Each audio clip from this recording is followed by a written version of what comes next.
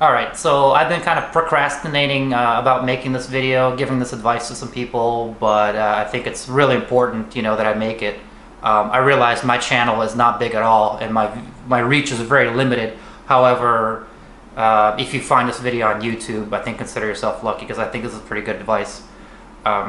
Now, keep in mind, I could be wrong. I mean, I'm open to the possibility, you know what I mean? Nothing is 100% certain, and if you disagree with me and know of a more productive way to invest your resources and invest your time, let me know in the comments. I'm always interested in, that's part of learning too. You put your ideas out there, and if somebody can refute them, hey, you've learned something. But so far, I haven't, all the information that I've been getting, I haven't seen anything that would disprove this advice, which is buy real estate as soon as possible. Now, this is a huge caveat. Buy income generating real estate. I'm not talking about buying real estate like some McMansion in the middle of nowhere, and then you spend half of your monthly salary, just to pay for this thing. No, the real estate that I'm talking about that you get would not be for yourself. It's to rent out to other people. Now, maybe it could be a condo. Ideally, it would be a duplex, triplex, a fourplex. That would be ideal, because I think the more, in my opinion, the more units, the better. And the more like the dollar amount, the greater the debt, the better. However, I feel like after 4 units, for 5 units and up, you might need to get a commercial loan, and that's a lot. You need more of a down payment, and then that's more for professional investors. But I think you should take advantage of 30-year fixed rate loan and get an income generating property. Why do I say this? For 2 big reasons. One is interest rates, and number 1 is the US dollar, and 2 is interest rates. Let me explain. I've been kind of nerding out and listening to a lot of economists. Now, these are not super mainstream economists; they're more Austrian libertarian type of economists. But what they say, it makes a lot of sense. Now, there's a big possibility that the US dollar is going to lose a lot of its value pretty soon. Basically, what the Federal Reserve has been doing, United States, Richard Nixon took the US dollar off the gold standard. And ever since then, they've been printing a lot of money. There's been rampant inflation. They've been doing a lot of funny stuff with the dollar, because not that the gold standard or whatever, because back in the day, you could exchange your dollars for physical gold. And that limited what the government can do as far as how much money they can print, and stuff like that. That kind of restrained the government, at least somewhat. Now, ever since then, it's basically fiat currency, meaning they can print as much as they want. They can bail out the banks or set the interest rates or whatever they could just basically artificially juice the economy. But, after listening to these economists, you'll understand that, all this charade will come to an end. This is what they, in 2008, this is what they did. They did a thing called quantitative easing. And it's a long process. I'm not qualified to actually explain it, point by point, but I can put links in the description.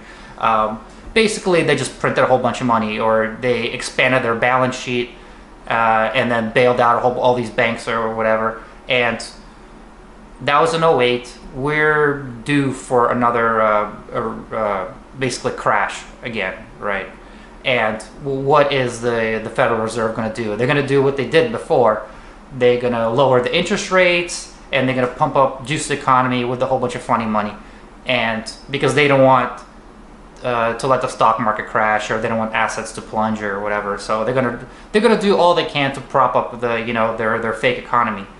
But the victim will be the US dollar, and the US dollar is going to lose a lot of its buying power.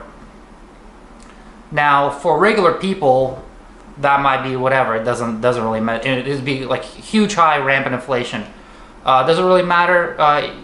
For people on fixed income, yes, that's a huge deal. But for regular people, the stores, because the dollar would lose buying power, the stores would just have to increase their prices, and because of the stores increase prices, people's wages have to be increased to keep up, with inflation and stuff like that. However, if you bought real estate and you locked in a 30-year loan, your real estate portfolio is going to go up to match the inflation, but your debt is going to be still stuck in the old amount. So for example, just to keep the numbers simple and round, let's say you buy an apartment building, a fourplex, for $1 million.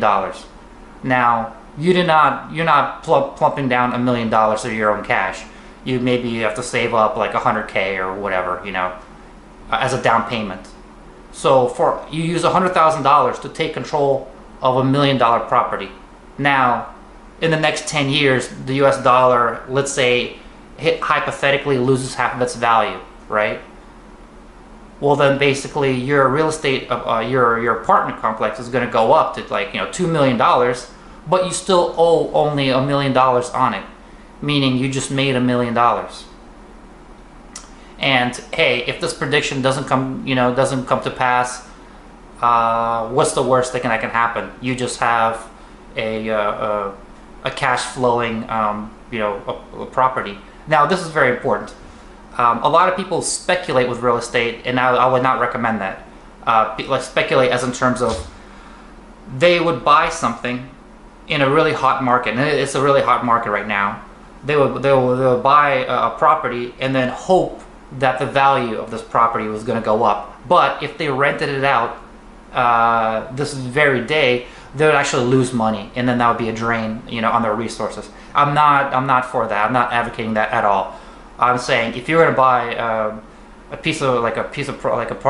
apartment building property, it wouldn't be in the coast. It wouldn't be in like, let's say, Los Angeles. It would not be in New York. It would not be in like one of these hot metropolitan areas. It would most likely be in the Midwest. Preferably, you would get it in a town that has more than one employer, because if you buy in a small town, there's only one factory or one employer, and then that thing shuts down, well, people are going to start moving out, rent's going to go down. You do not want that. You want a city where there's more than one. There's like 5 or 6 big major employers. So if one of them leaves, not a total catastrophe. You want a city where the population is going up, so there's like a demand for housing. So yeah, you would buy. So from day one, you would buy this property and you would start cash flowing. Cash flowing obviously means the money that you'll be getting in rent would actually be more than your mortgage payment.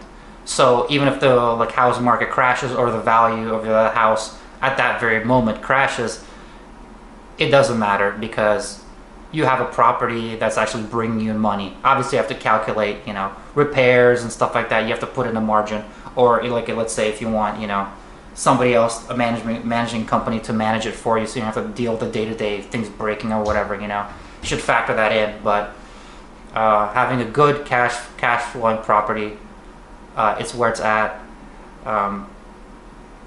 And so basically, the interest rate that you're going to get, right now, it's probably going to get like a 4% interest rate. And that's the second reason. That is artificially way too low. The interest rate should not be at 4%. It should probably be around 10 or 15%. But the Federal Reserve has the interest rate way too low, because if it jacks it up, we're in a kind of like a bubble economy. This is not a really good, healthy economy. So they know if they set it to what it really should be, the economy is going to crash. So they're kind of stuck. And then I think it might also have something to do with the $20 trillion the U.S. owes, where if they start pumping up the interest rate, half of the taxes that the Americans will be paying will be going just to the interest of the national debt. So therefore, they're stuck. Their hands are tied. They can't raise it. Who loses out in this equation? People with pensions. I think real estate is such a safe asset that a lot of people's pensions and life savings have to go to safe assets like this. Even though, let's say they get 4%, but when we hit this huge inflation period, it's going to wipe out any kind of, interest that they made. So yeah, those are the two major reasons. I believe, yeah, in the next 10 years, the U.S. dollar is going to lose a lot of its value, and getting in as deep as getting as much as this quote unquote good debt, not bad debt, not debt that you put you put a vacation or you put like some depreciating asset like a car or whatever on your credit card. No, you buy like a cash flowing property that's bringing money month after month, and on top, and then it's going to be appreciating as well if you buy in the proper market. A proper market would be like nothing fancy, but a good blue collar neighborhood, that like family oriented. People have job. It's not like you don't need a gun to collect rents. Basically, it's not in the hood, but it's like a solid area. Nothing fancy, again, blue collar, but that will do. Just getting one of those assets, and then once the U.S. dollar does tank, does hit starts nosediving. Partly it's because of geopolitical things too. The U.S. has been the dollar is the standard currency of the world. OPEC people, countries buy oil. A lot of the banking, it's a default currency, and the U.S. has been bullying other countries, putting sanctions on them and using it as a weapon. And then a lot of the countries would get hurt by that because they would get shut out of the world market.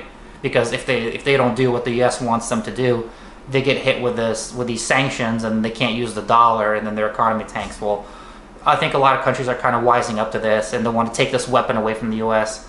and they want to start migrating away from the dollar. China just opened up some oil drilling things that's backed by the Chinese yuan, and it's backed by the gold standard or whatever. So countries are actually trying to take this weapon away. What does that mean for the U.S. dollar? Well, a lot of the value can, once the countries realize they don't want to deal with the U.S. dollar and take away this weapon from the U.S., and then we'll start not investing in the dollar, not using the dollar to trade. That could cause a huge decline in the value of the dollar, which would be bad for the U.S. American standard of living, but great for people who have a lot of this quote unquote good debt, that their debt will get basically wiped out.